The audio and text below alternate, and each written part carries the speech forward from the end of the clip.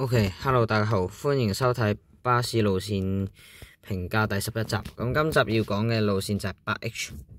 咁呢條線就係由城巴營辦，咁就係來往小西灣、南灣半島去到東華東院。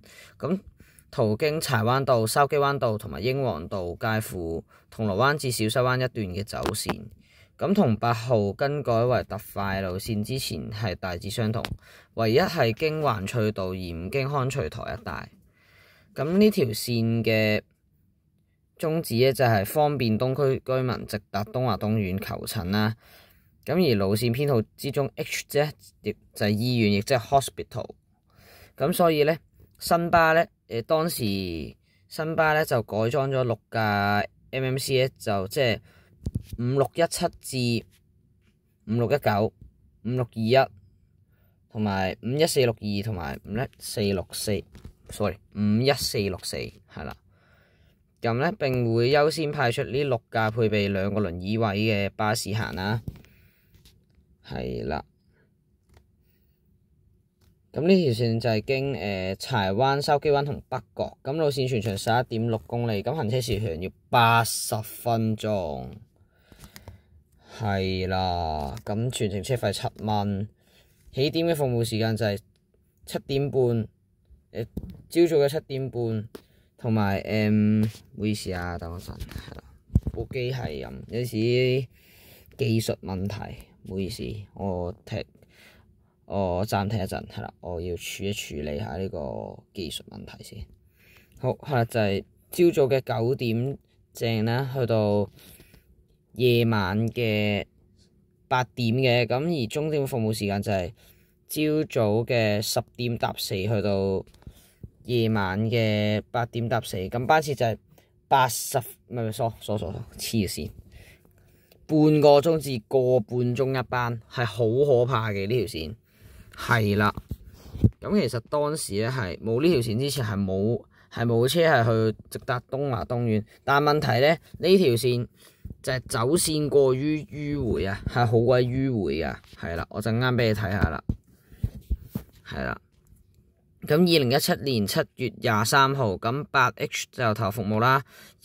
同年嘅10月15號，就往東華東院方向就增加咗伊榮街。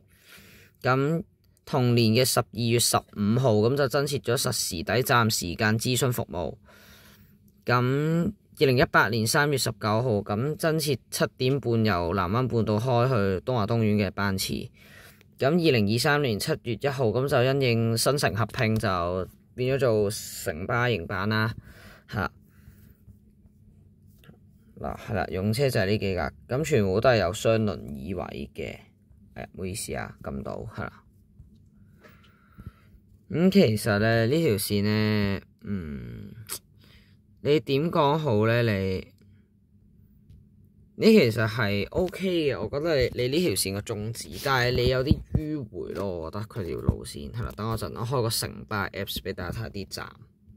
OK 嗱係啦，咁咧嗱係啦，經富景花園啦，係啦，環翠村嗰邊啦，興華，咁呢啲我都還好啦。興文、山翠苑啊，公南道啦，嗱喺海萬街，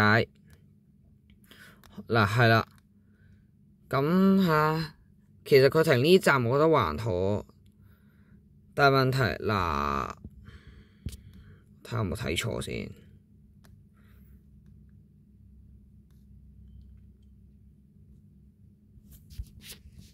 炮台山站啦，係啦，停。咁其實咁佢呢條線站啊唔係好多，但係要花費，因為花費個時間比較多，咁係方便嘅，但係有少少迂迴咯。嗰條走線可以係啦，可以執一執嘅。咁其實嗱，我俾出嘅建議咧就係嗱，你小西灣嗰度咧，你可以係啦，你停富景啊嗰邊咧。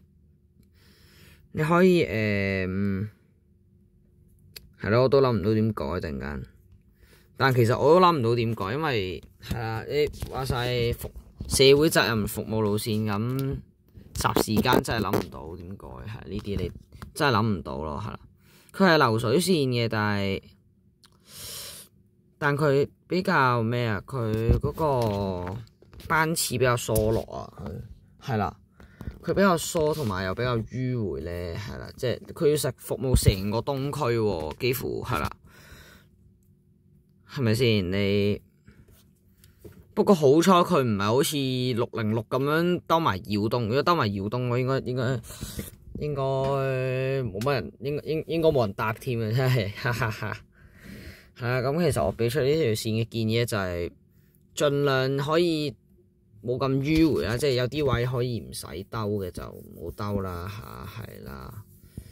咁但係我都突然間都諗唔到，係啦，因為係啦，我唔熟東區啊，係啦。如果有東區嘅人嚟講咧，就可以俾啲建議我，係啦。好啦，咁係啦，咁總括而言就係呢條線班次太疏，係啦，同埋係可以加密啲班次。呢頭先有個1個半鐘嘅班次嘅一班係呢個係乜料咧？大家我係完全睇唔明嘅，係啦。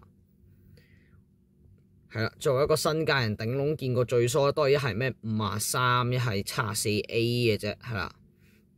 頂籠都係呢兩條，係啦。頂籠再多條82K，係啦。呢幾條嘅啫，嗱係啦。咁係啦，咁流水線係啦。好啦，咁。係啦，咁呢條路線我覺得比較迂迴啊，同埋係咁，所以呢條路線就3分，係啦，係啦，咁好啦，咁今集嘅時間就差唔多啦，咁記得訂閱、讚好同埋分享，咁我哋係啦，下集再見，拜拜。咁我哋係 TN6244 Facebook 頻道，係啦，咁今次就係拜拜，好係啦，我哋下集再見，拜拜。